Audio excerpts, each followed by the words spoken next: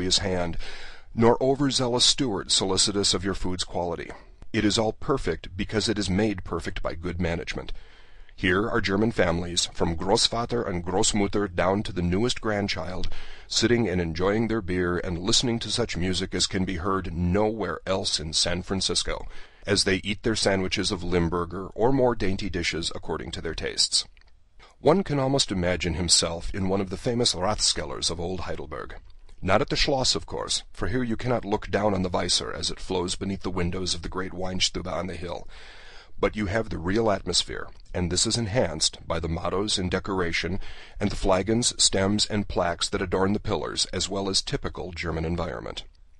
It is when the martial strains of Die Wacht am Rhein are heard from the orchestra, which of itself is an institution, that the true camaraderie of the place is appreciated, for then guests, waiters, barkeepers, and even the eagle-eyed, gray-haired manager join in the swelling chorus, and you can well understand why German soldiers are inspired to march to victory when they hear these stirring chords. But there is other music, sometimes neither inspiring nor beautiful when heard in a German Rathskeller, the music of ragtime. If there is anything funnier than a German orchestra trying to play ragtime music, we have never heard it. It is unconscious humor on part of the orchestra, consequently is all the more excruciating.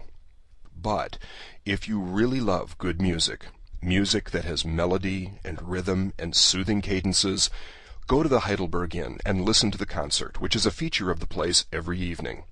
And while you are listening to the music, you can enjoy such food as is to be found nowhere else in San Francisco, for it is distinctively Heidelbergian.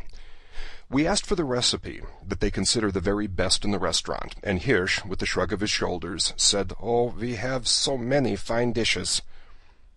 We finally got him to select the one prized above all others, and this is what Chef Schuyler gave us. German Sauerbraten. Take 4 pounds of clear beef, from either the shoulder or rump, and pickle it for 2 days in 1/2 gallon of claret and 1/2 gallon of good wine vinegar, not cider. To the pickle, add 2 large onions cut in quarters, 2 fresh carrots, and about 1 ounce of mixed whole allspice, black peppers, cloves, and bay leaves. When ready for cooking, take the meat out of the brine and put in a roasting pan. Put in the oven and brown to a golden color. Then take it out of the roasting pan and put it into a casserole, after sprinkling it with 2 ounces of flour. Put into the oven again and cook for half an hour, basting frequently with the original brine. When done, take the meat out of the sauce, strain the sauce through a fine colander, and add a few raisins, a piece of honey cake or ginger snaps, and the meat of 1 fresh tomato. Season with salt and pepper and a little sugar to taste. Slice and serve with the sauce over it. For those who like German dishes and German cooking, it is not necessary to confine yourself to the Heidelberg Inn, for both the Hofbrau, in Market just above 4th Street, and the German Haus Rathskeller at Turk and Polk Streets are good places where you can get what you want. The Hofbrau, however, is less distinctively German, as the greater number of its patrons are Americans. The specialty of the Hofbrau is abalones, and they have as a feature this shellfish cooked in several ways. They also have as the chef in charge of the abalone dishes Herbert, formerly chef of one of the yacht clubs of the coast, who claims to have the only proper recipe for making abalones tender.